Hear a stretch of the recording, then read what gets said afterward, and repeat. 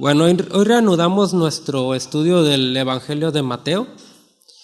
El día de hoy continuamos con la siguiente bienaventuranza. Y como ya lo leímos, bienaventurados los de limpio corazón, porque ellos verán a Dios. Y aquí surge una pregunta que a lo mejor muchos ya lo sé, pero vamos a hablar un poquito de ello. ¿Qué es un limpio corazón? Es la primera pregunta que ahí surge, que habla de un limpio corazón y que son bienaventurados, pero ¿esto qué significa? Bueno, hace varios años yo estuve trabajando en un hospital aquí en la ciudad, y hubo un tiempo en que estuve trabajando en la terapia intensiva. Y pues estaba junto con el equipo de la terapia intensiva y pasábamos visita paciente por paciente y el médico daba indicaciones a cada uno de los que formábamos el equipo. Y entonces llegaba un momento en donde pues, habían pacientes de todo tipo, ¿no? Habían unos que tenían, pues por muchas razones, pero tenían algunos, pues el abdomen abierto, una parte del abdomen abierto. Y bueno, uno lo veía y pues se veía la venda, ¿no? Con la que estaba ahí enrollada en el cuerpo del paciente. Pero llegaba el momento en donde el médico tenía que hacer curaciones y agarraba y destapaba la venda y pues sí se veía un agujero, o sea, literalmente un agujero. Y entonces el médico con sus enfermeros agarraban y limpiaban, y me acuerdo una vez que había un paciente en particular donde el médico metió su mano y estaba haciendo la limpieza, revisando que no hubiera infección, que no hubiera pus, nada de eso. Estaba lavando literalmente el interior del paciente. Bueno, esto no se refiere con limpio corazón. No hablamos de limpiar de forma literal el corazón, qué fácil sería, ¿no? Lavar como si nos laváramos las manos, ¿no? Así limpiarnos de forma externa. Sin embargo, aquí hace alusión a algo mucho más profundo que el ámbito físico, que una forma literal de verlo. Entonces, ¿a qué se refiere exactamente cuando habla de un limpio corazón? Bueno, una recomendación que hace tiempo les había dado era que cuando no conociéramos el idioma original en el que está escrita la Biblia, griego, arameo, hebreo, podemos ir a varias versiones, comparar versiones para tener un panorama un poquito más claro. Es algo rápido y es algo sencillo que todos podemos hacer. Ahorita hay muchas aplicaciones en las cuales podemos hacer. Y bueno, aquí yo tengo, la mayoría decía limpio corazón, pero hay otra como la Nueva Traducción Viviente que dice: Dios bendice a los que tienen corazón puro, porque ellos verán a Dios. Palabra de Dios para todos también dice a los de corazón puro. Y hay otra versión que mencionaba: felices son los que tienen limpia la conciencia, porque ellos verán a Dios. Entonces, la limpieza de corazón hace referencia a una pureza de corazón, a algo puro, más allá del órgano físico, de una forma literal del corazón. Sabemos que en la Biblia, cuando habla de corazón, se refiere al centro de nuestras emociones, decisiones, lo que somos. Podemos decirlo como nuestro carácter, lo que nos define. Las decisiones que tomamos aluden a nuestro corazón. Matthew Henry habla de la pureza, cuando hablamos de la pureza o de la limpieza, lo define de la siguiente manera: pureza, sin mezclas, honesto, sencillo, entero, en una sola dirección, sin mancha, es decir, sin suciedad y sin contaminación. Básicamente podemos condensar todas estas definiciones en un corazón íntegro, un corazón sin dobleces, sin doble cara, o sea, que no tiene dobles intenciones, un corazón que está conforme al carácter de Dios.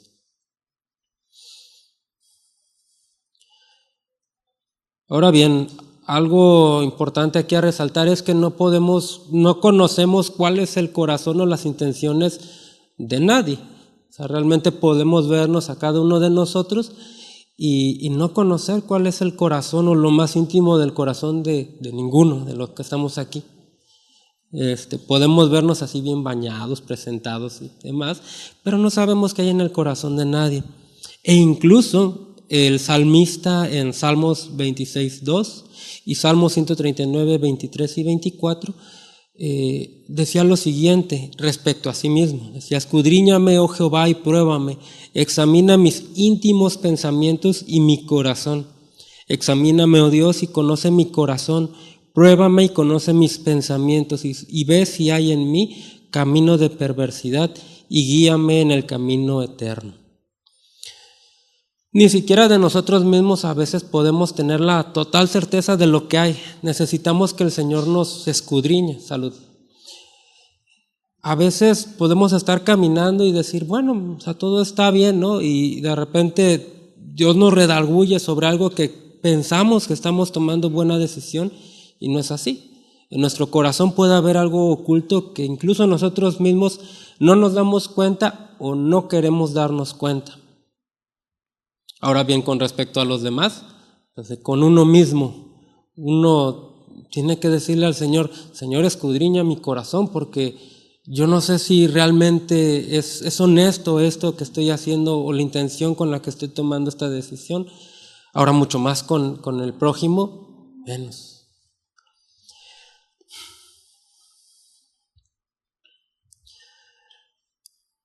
Ahora bien, también mencionaba el profeta Jeremías respecto al corazón. Engañoso es el corazón más que todas las cosas y perverso. ¿Quién lo conocerá? Yo, Jehová, que escudriño la mente y pruebo el corazón para dar a cada uno según su camino, según el fruto de sus obras. Esto está en Jeremías 17, 9 y 10, por si está anotando. El Señor es quien conoce lo más profundo de nuestro corazón. Nada podemos esconder de Él. Ahora bien, con respecto a nuestro prójimo, bien, no podemos conocer los pensamientos del corazón de nadie, pero sí dice la palabra lo siguiente. En Proverbios 23, 7 dice así la parte A: porque ¿cuál es su pensamiento en su corazón? Tal es él. Y Mateo 7, 20 dice así: así que por sus frutos los conoceréis. Solo Dios conoce el pensamiento del corazón de todos. Sin embargo, nosotros sí podemos ver el fruto de cada uno, las obras externas, lo que se manifiesta externamente. Las obras externas dan evidencia de lo que hay en el interior. Lucas 6:45 dice así: el hombre bueno del buen tesoro de su corazón saca lo bueno, y el hombre malo del mal tesoro de su corazón saca lo malo, porque de la abundancia del corazón habla la boca. ¿Cómo podemos ver según este versículo? Por lo que hablamos. Y que dice algo muy particular, dice este versículo: de la abundancia del corazón. O sea, muchas veces podemos hablar y decimos, como el pastor Raúl decía, ¿no? O sea, en un ejemplo de que a alguien se le salió una grosería, decía: ups, se me salió. Y el pastor decía: bueno, se te salió porque estaba adentro. Ahora bien, aquí dice de la abundancia. Y abundancia es una palabra fuerte, porque muchas veces lo que se manifiesta de esta forma es porque ya era abundante. O sea, no es porque apenas era así como que una poquito por ahí, sino ya estaba abundando.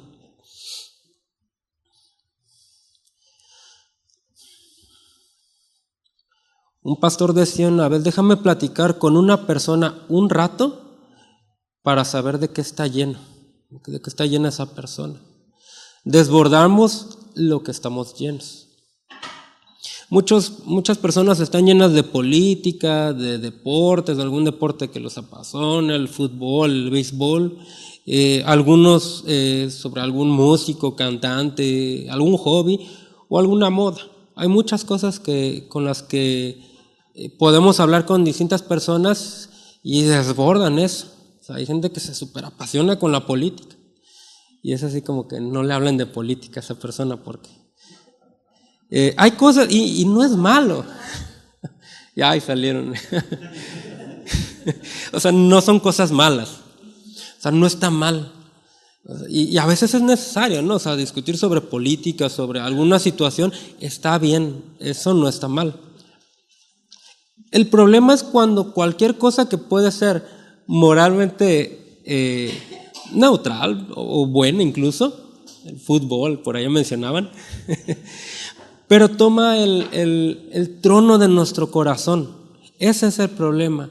Y puede ser la comida, puede ser lo que sea. O sea, no tiene que ser algo malo, no estamos hablando de algo que sea escandaloso, un pecado. Pero cuando algo, lo que sea, toma el trono de nuestro corazón y se convierte en el centro, es idolatría y es pecado.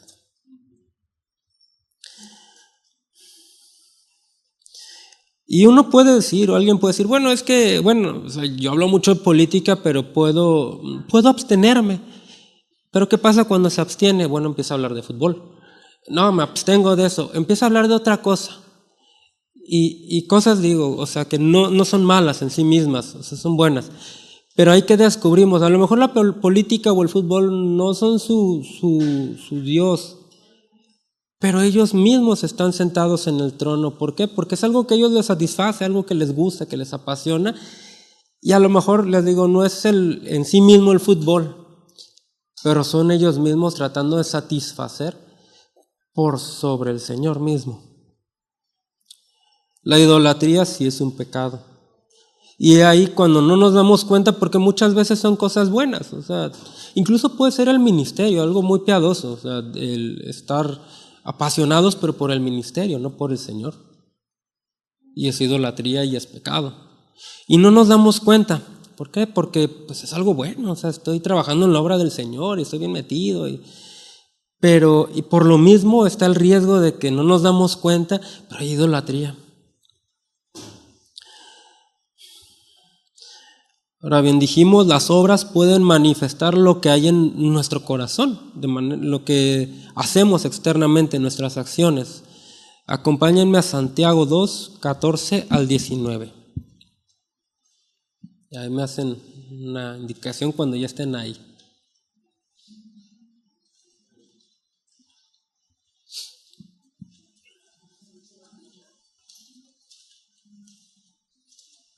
Muy bien, dice así: hermanos míos, ¿de qué aprovechará si alguno dice que tiene fe y no tiene obras?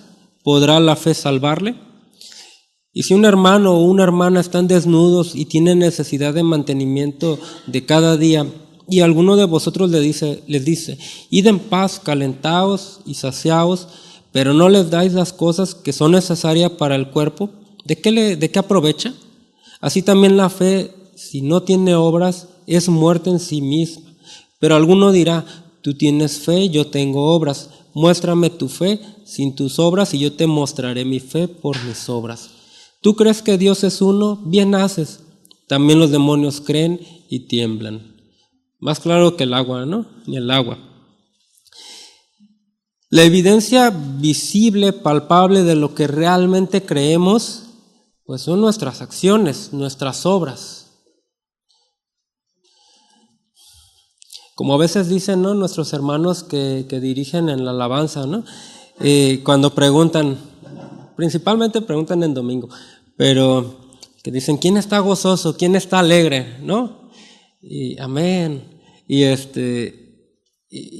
realmente, pues, ¿qué es lo que contestan regularmente? Pues dígale a su rostro, dígale a su cara. ¿Por qué? Porque en nuestro rostro se revela si realmente está alegre o no. A veces contestamos por compromiso, porque el hermano no nos vaya a ver feo, o no sé, o ya por inercia. Sin embargo, nuestro rostro nos delata. O sea, igual hace un tiempo les había platicado de una historia de un hombre que un criminal, un malhechor que iban a fusilar en Inglaterra. Se llamaba Carlos Peace. Este hombre lo iban a matar y fue por él el capellán de aquella cárcel, y ya él lo llevaba, y en el camino de la celda al lugar donde lo iban a ejecutar, iba predicándole sobre los tormentos del infierno. Y le iba ahí explicando, y este hombre se sorprendió mucho.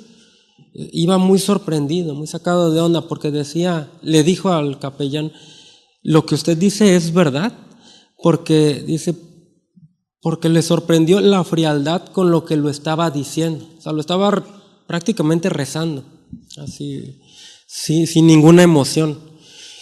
Y le dijo, mire, si yo creyera lo que usted dice creer, yo iría por toda Inglaterra de costa a costa, aunque estuviera pavimentado con cristales rotos, yo iría de rodillas predicándole a todos los que se me atraviesen para salvar sus almas. Pero los sorprendió la frialdad. O sea, está diciéndole todo lo que le esperaba en el infierno y no, como ni le importaba o no lo creía. Y este hombre se sorprendió por esa situación. Nuestras obras, nuestra forma de expresarlo, lo que manifestamos hacia afuera, da evidencia de lo que hay adentro, de lo que creemos realmente. Otro ejemplo lo vemos en Mateo 25, del 35 al 40. Dice así: porque tuve hambre y me disteis de comer, tuve sed y me disteis de beber, fui forastero y me recogisteis, estuve desnudo y me cubristeis, enfermo y me visitasteis, en la cárcel y vinisteis a mí. Entonces los justos le responderán diciendo: Señor, ¿cuándo te vimos hambriento y te sustentamos, o sediento y te dimos de beber? ¿Y cuándo te vimos forastero y te recogimos, o desnudo y te cubrimos? ¿Cuándo te vimos enfermo o en la cárcel y vinimos a ti? Y respondiendo el rey les dirá: de cierto os digo que cuando lo hicisteis a uno de estos mis hermanos más pequeños, lo hicisteis a mí. Después de eso vemos que también se le habla al rey a otro segundo grupo y le dice que apartaos de mí porque no hiciste esto conmigo, las mismas cosas. Dice, pero ¿cuándo te vimos en la cárcel o con hambre o con sed? Y dice, porque a estos no se los hiciste, tampoco a mí. Vemos aquí cómo las acciones también manifiestan el corazón de misericordia, o un corazón que no tiene misericordia. Y son pasajes bíblicos que tienen mucha relevancia porque está hablando no de cualquier persona, está hablando de gente desamparada, de gente que no tenía comida, que no tenía algún sustento, que estaba a merced pues estaban desamparados. Y Dios en la Biblia, a lo largo de la Biblia, nos muestra que es un Dios de amor y de misericordia, y habla mucho de esto hacia el desprotegido. Salmo 65, 5 y 6 dice así: Padre de huérfanos y defensor de viudas, es Dios a su santa morada, Dios hace habitar en familia a los desamparados, saca a los cautivos a prosperidad, mas los rebeldes habitan en tierra seca. A Dios le importa a todas estas personas, viudas, huérfanos, desamparados, todos aquellos que están solos. O sea, tanto hoy en día como en aquel entonces, o sea, son personas que están desprotegidas. Y más en aquel entonces, que una mujer se quedara sin su esposo era catastrófico si no tenía hijos o familia que la sustentara. Un niño solo no se podía sostener. Deuteronomio 15:11 dice así: Nunca dejará de haber pobres en esta tierra. Por esto te mando que abras generosamente la mano a tu hermano, al pobre y al indigente de tu tierra. Te mando que seas generoso con ellos. Les decía una vez también que a veces usamos lo que dijo Jesús de siempre habrá pobres entre ustedes como para justificar nuestra indiferencia. Bueno, es que ahí está en la calle esta persona, pero bueno, Jesús dijo que siempre había pobres. Sí, pero en Deuteronomio Jesús está nombrando Deuteronomio. En otras versiones dice siempre habrá pobres en tu tierra. Por eso te mando que abras generosamente la mano a tu hermano, y en otras versiones dice que también al extranjero, o sea, a todos los necesitados. Dios es misericordioso y tiene cuidado de los desprotegidos, y esto es conforme al corazón de Dios. Esto nos habla del carácter de Dios. Ahora bien, el corazón de la iglesia, ¿cuál debe de ser? El mismo. Muchos en algún momento podemos pasar por la calle y ver a algún necesitado y decir, esa persona, orar a Dios y decirle, Señor, súplele de alguien que lo ayude. Pero probablemente Dios nos diga, pues ahí estás tú. O sea, por eso estás ahí. Porque en la iglesia somos representantes de Cristo en la tierra. Y cuando hablamos de un discípulo, en Israel se esperaba que un discípulo tuviera la capacidad de hacer lo que hace su maestro. Así que se espera lo mismo del discípulo. Como cuando cuando los discípulos intentaron echar fuera un demonio y no pudieron, y que Jesús descendió de la montaña, este hombre acudió a ellos, no estaba Jesús en ese momento, pero acudió a ellos por esa razón. Porque bueno, no está el maestro, pero están sus discípulos, que se supone tienen que hacer lo mismo que el maestro. Y ya después vemos que Jesús descendió y echó fuera ese espíritu maligno de este muchacho. Como iglesia tenemos que tener nuestro corazón tiene que ir hacia el carácter de Cristo. Esa es nuestra estatura, la estatura del varón perfecto, hacia donde vamos. Ahora bien, con esto no hablo de actuar impulsivamente tampoco. O sea, si ve un indigente o alguien, no saque toda la quincena y se la quiera dar.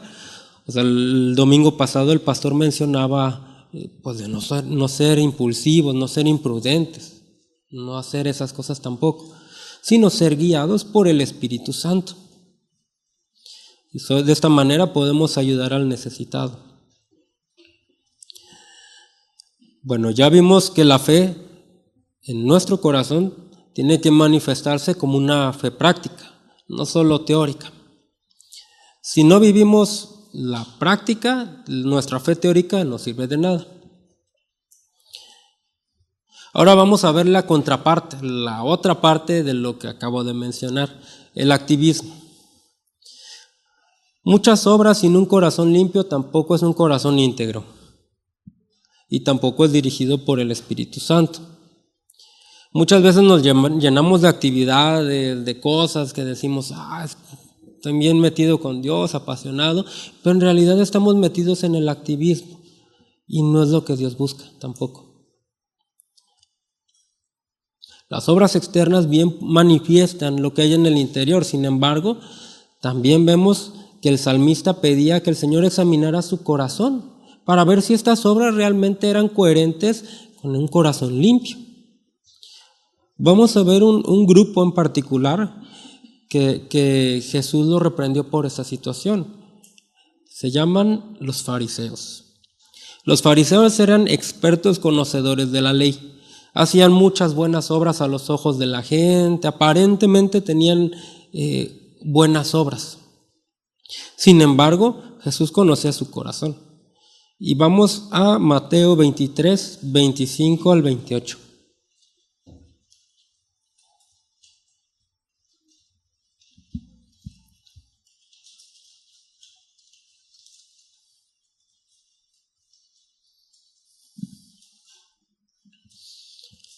Dice así: ¿qué aflicción les espera, maestros de la ley religiosa y fariseos hipócritas? Pues se cuidan de limpiar la parte exterior de la taza y del plato, pero ustedes están sucios por dentro, llenos de avaricia y se permiten todo tipo de excesos. Fariseo ciego, primero lava el interior de la taza y del plato, y entonces el exterior también quedará limpio. ¿Qué aflicción les espera, maestros de la ley religiosa y fariseos hipócritas? Pues son como tumbas blanqueadas, hermosas por fuera, pero llenas de huesos muertos y de toda clase de impurezas por dentro.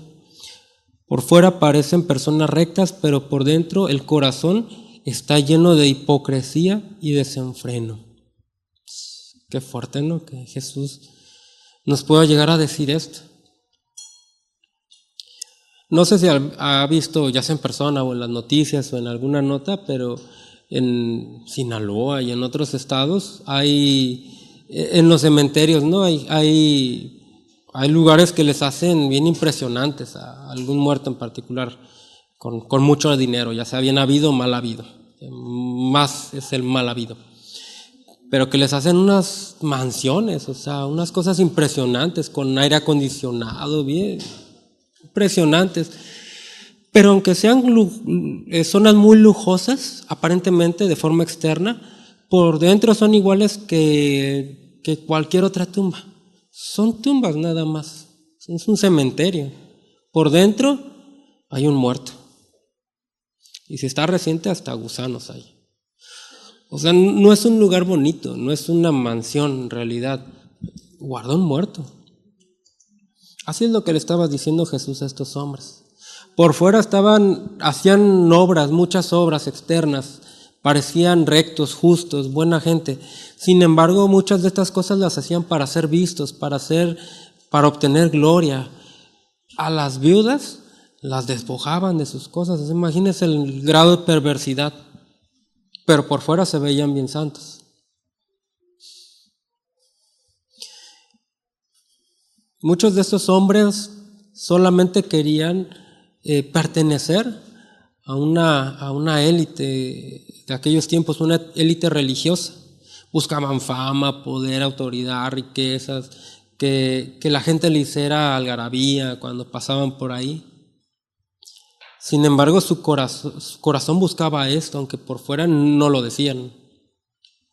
Hace poco escuchaba a un pastor que lo entrevistaban y hablaba del, ¿cómo decía?, el cristiano burgués. Y hablaba de muchas cosas al respecto.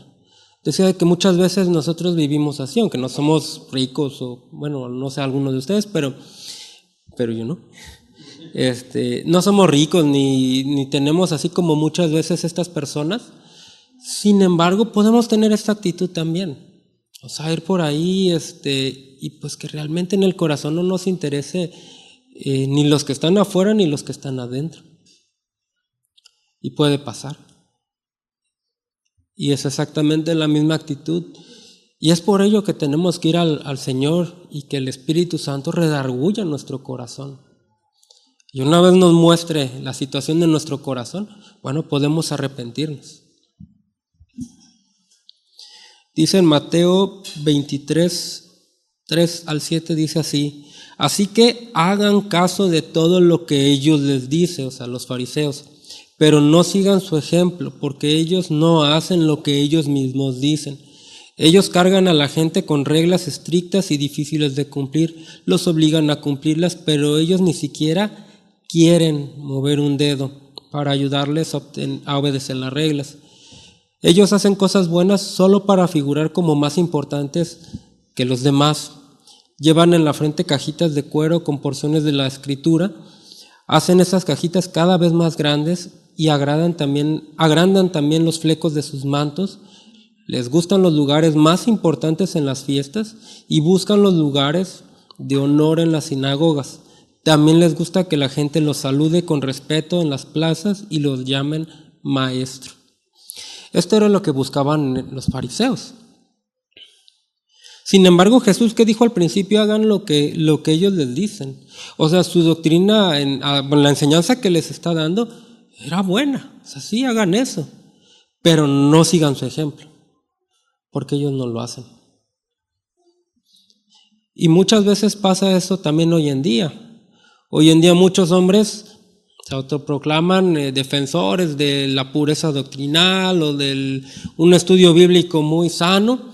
Sin embargo, ¿qué manifiestan en su carácter? O sea, peleas, pleitos, arrogancia, son contenciosos, sin misericordias, para con el prójimo son altaneros, le desean el mal al otro, al que no piensa como ellos. Ese no es el carácter de Cristo. Cristo sí reprendía a los fariseos, pero ¿cómo era su carácter hacia las otras personas? Incluso a los fariseos no los hacía a un lado. O sea, los fariseos vemos que comían con Jesús también junto con los demás, por eso lo criticaban, de que hay si supiera quién es esa mujer que está ahí, porque estaban ahí con él. O sea, no los excluía y nada más comía con pecadores, comía con todos ellos. Por eso había ese pleito. Vemos mucho eso hoy en día. Las redes están llenas de eso. Ahora bien, ¿qué dijimos al principio? De que nos llenamos en el corazón. Eso manifestamos. Tengamos cuidado con lo que consumimos. Porque a veces vemos algo, gente así, dice, bueno, pero es que tiene buena doctrina. Y sí puede tener buena doctrina, o sea, los fariseos también. Vimos que Jesús dijo, sí, hagan eso. Sin embargo, no hagan lo que ellos hacen. Si nos empezamos a llenar y llenar y llenar de gente así, pues al ratito vamos a estar llenos y vamos a desbordar lo mismo. Tengamos cuidado. Digo, como comercial.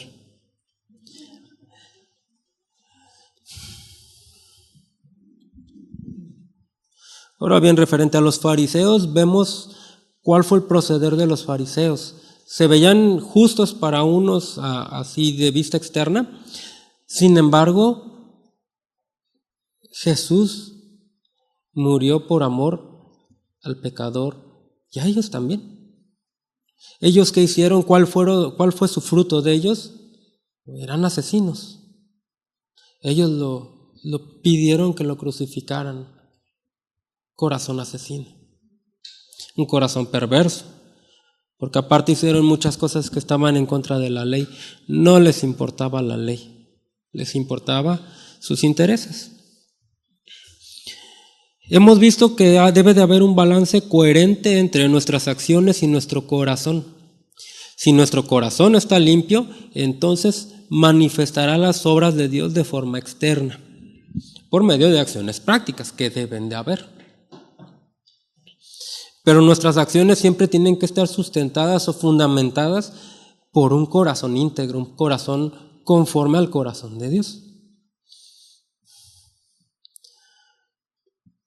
Ahora vamos a ver la siguiente parte del versículo. Ya vimos lo que es un corazón limpio, un limpio de corazón, un corazón puro, un corazón íntegro, un corazón recto, corazón que no hay doblez. Pero ¿qué más dice? Bienaventurados los de limpio corazón, porque ellos verán a Dios. Qué promesa, ¿no?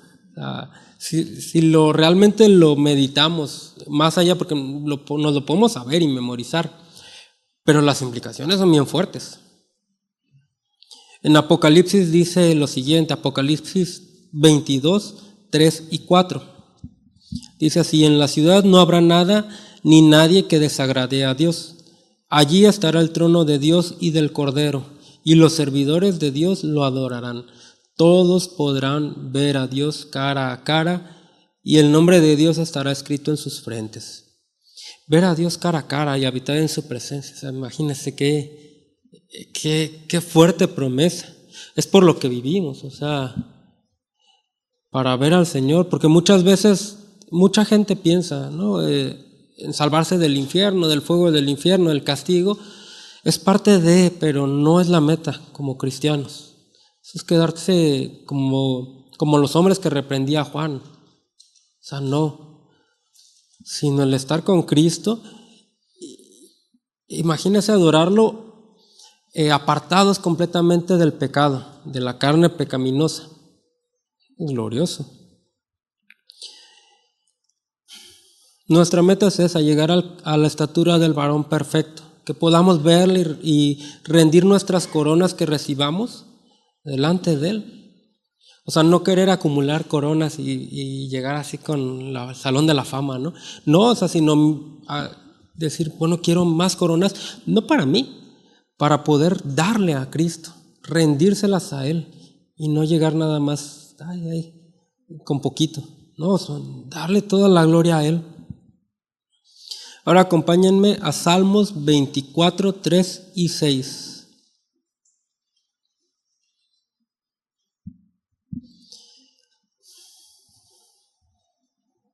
Tres al 6, perdón. Este salmo se enlaza muy bien con la bienaventuranza de Mateo, con esta bienaventuranza. Dice así, ¿quién subirá al monte de Jehová? ¿Y quién estará en su lugar santo? El limpio de manos y puro de corazón, el que no ha elevado su alma a cosas vanas, ni jurado con engaño. Él recibirá bendición de Jehová y justicia del Dios de salvación. Tal es la generación de los que le buscan, de los que buscan tu rostro, oh Dios de Jacob. ¿Quién puede estar delante de Dios? El limpio de manos y puro de corazón. Ya dijimos que limpio de corazón puede ser sinónimo de puro de corazón, ¿sí? Aquí ejemplifica muy bien esas dos características que deben de ir ligadas: la limpieza del corazón y la limpieza de manos. Aquí se confirma de una forma inconfundible. Pero también dice: el que no ha elevado su alma a cosas vanas ni jurado con engaño. En otras versiones dice: los que no dicen mentiras. ¿Usted ha dicho una mentira alguna vez? Y si dice que no, pues ya la dijo. En nuestras propias fuerzas, en nuestros propios medios, no podemos cumplir esto. No podemos ver a Dios, no podemos habitar en su presencia por nosotros mismos. No podemos acercarnos y tener un corazón limpio y puro, íntegro delante de Dios por nosotros mismos. Pero nos presentamos delante de Dios no por nuestras propias justicias, sino por la justicia de aquel que verdaderamente tiene un corazón puro y sus obras son perfectas, intachables y de un carácter completamente íntegro, en quien no hay ninguna maldad. Nos presentamos delante del Padre por quien se describe en los siguientes versículos del Salmo. Más abajito en el 24, 7 al 10 dice así: alzad puertas vuestras cabezas, y alzaos vosotras puertas eternas, y entrará el Rey de Gloria. ¿Quién es este Rey de Gloria? Señor fuerte y valiente, el Señor poderoso en batalla. Alzaos, oh puertas vuestras cabezas, y alzaos vosotras puertas eternas, y entrará el Rey de Gloria. ¿Quién es este Rey de Gloria? El Señor de los ejércitos. Él es el Rey de la gloria. Ahorita lo leía Carlos, ¿no? Al inicio. Solo por medio de Él podemos acercarnos. Dice Matthew Henry respecto a estos versículos, dice: las puertas del cielo le debían ser abiertas a Cristo. Esas puertas que bien pueden llamarse eternas, nuestro Redentor las halló cerradas, pero al haber hecho mediante su sangre expiación por el pecado y obtenido así el título que le daba derecho a entrar a ese santuario, como quien tiene autoridad, demandó la entrada, no solo para sí mismo, sino también para nosotros, porque en calidad de pionero ha entrado allá por nosotros y ha abierto el reino de los cielos a todos los creyentes. Entramos por sus justicias, por su obra. El Evangelio no es un evangelio de obras. No somos salvos por nuestras propias obras, somos salvos por la obra de Cristo. Pero si somos salvos para buenas obras. En Efesios 2:10 dice así: porque somos hechura suya, creados en Cristo Jesús para buenas obras, las cuales Dios preparó de antemano para que anduviésemos en ellas.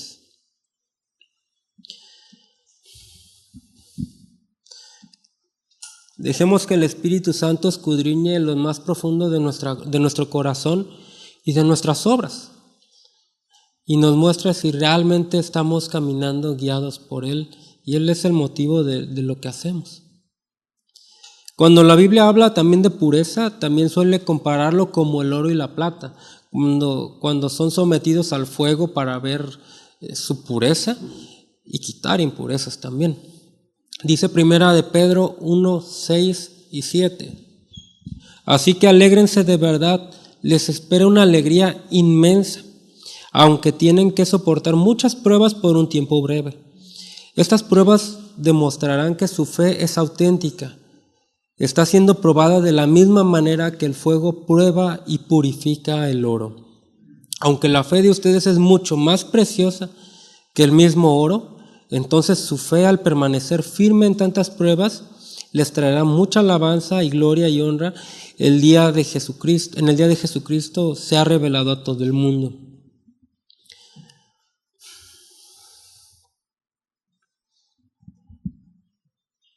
Vemos cómo el fuego de la prueba no siempre viene, muchas veces, mucha gente dice, ¿no?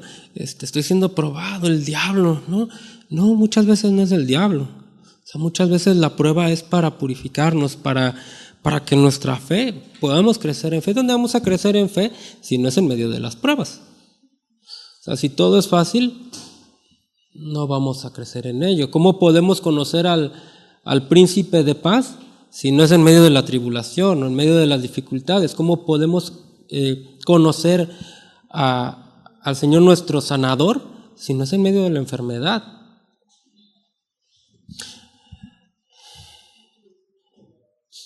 En medio de las dificultades, quien no conoce a Cristo no tiene esperanza, pero nosotros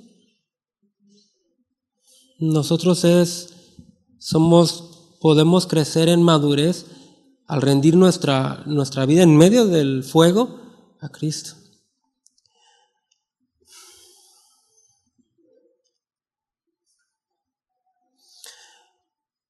Y les decía que muchas veces nos comentan aquí los hermanos de que quién está alegre y yo, por compromiso. Muchas veces no estamos alegres, o sea, y no está mal. O sea, muchas veces podemos estar pasando por tribulación, muchas veces podemos estar pasando por una prueba muy fuerte. O sea, no siempre tenemos que estar sonriendo, pero sí tenemos que ser conscientes que estamos en ello. Si necesitamos ayuda, pedirla. Pero primeramente, antes de ir con cualquiera, ir al Señor. O sea, no todos los que vienen aquí vienen así, con gozo, con alegría, porque están pasando algunas pruebas difíciles. Alguno puede estar en pecado, alguno puede no ser creyente. O sea, puede venir alguien que venga por primera vez o que ya lleve 200 años, diría Bogdan, aquí en la iglesia y no conocer realmente al Señor. Pero hay esperanza. Dice Salmo 51, 1, 10, del 1 al 10 y del 15 al 17, dice así, Señor, dice, ten piedad de mí, oh Dios, conforme a tu misericordia. Conforme a la multitud de tus piedades, borra mis rebeliones. Llévame más y más de mi maldad y límpiame de mi pecado, porque yo reconozco mis rebeliones y mi pecado está siempre delante de mí. Contra ti solo he pecado y he hecho lo malo delante de tus ojos, para que sea reconocido justo en tu palabra y he tenido por puro tu juicio. He aquí en maldad he sido formado y en pecado me concibió mi madre. He aquí tú amas la verdad en lo íntimo y en lo secreto me has hecho comprender sabiduría. Purifícame como hisopo y seré limpio. Lávame y seré más blanco que la nieve. Hazme oír gozo y alegría. Se recrearán los huesos que has abatido. Esconde tu rostro de mis pecados y borra mis maldades. Crea en mí, oh Dios, un corazón limpio y renueva un espíritu recto dentro de mí. Señor, abre mis labios y publicará mi boca tu alabanza, porque no quieres sacrificio que yo lo daría, no quieres holocaustos. Los sacrificios de Dios son el espíritu quebrantado y al corazón contrito y humillado, no desprecias tú, oh Dios. David, el dulce cantor de Israel, pecó y pecó feo. O sea, el pecado es pecado. Todo es malo delante de Dios, sin embargo, sí tuvo consecuencias fuertes y fue algo muy fuerte lo que hizo David, siendo David. Y sin embargo, vemos esta oración que hace David, este salmo. No sé qué esté pasando usted, pero hay esperanza, ¿no? O sea, podemos ir al Señor y el Señor, lo que haya hecho, sí hay consecuencias. O sea, si hay pecado o malas decisiones, sí puede haber consecuencias, pero también restauración. Y el Señor nos llena de gozo. A lo mejor en este momento no es el momento más gozoso, no es el principio de año pues más alegre. En algunos casos faltan personas en casa. Pero refugiémonos en el Señor, sea cual sea nuestra situación. Y en Él podemos hallar gozo, esperanza. Él es el Señor de la gloria. Podemos ir a Él y Él debe ser nuestro deleite. En Él podemos encontrar deleite y solo en Él podemos encontrar plenitud. Así que sonríe. Vamos a orar. Muchas gracias, Padre. Gracias por tu palabra. Gracias por este tiempo, por este nuevo año que tú nos das, Señor. Gracias por la esperanza que nos das, Señor, de que tú sigues aquí, Señor, con nosotros. Y sea lo que sea que estemos pasando, Señor, podemos ir a ti, podemos confiar en ti, podemos soltar todas nuestras cargas, soltar todo lo que traemos, Señor, y confiar en ti. Refugiarnos en ti, porque no hay mejor refugio que tú, Señor. Purifica nuestro corazón, Señor. Sea cual sea nuestra situación de cada uno, sea el punto en nuestra madurez en el que nos encontremos, Señor. Todos necesitamos un corazón limpio, porque queremos verte y queremos habitar en tu presencia, Señor. No hay otra cosa que queramos, Señor. No hay nada material, no hay nada en esta tierra que pueda llenarnos, Señor. No hay nada que queramos si tú no estás allí, Señor. Solo te necesitamos a ti, Señor. Gracias por la vida de cada uno de los que estamos aquí, de mis hermanos, Señor.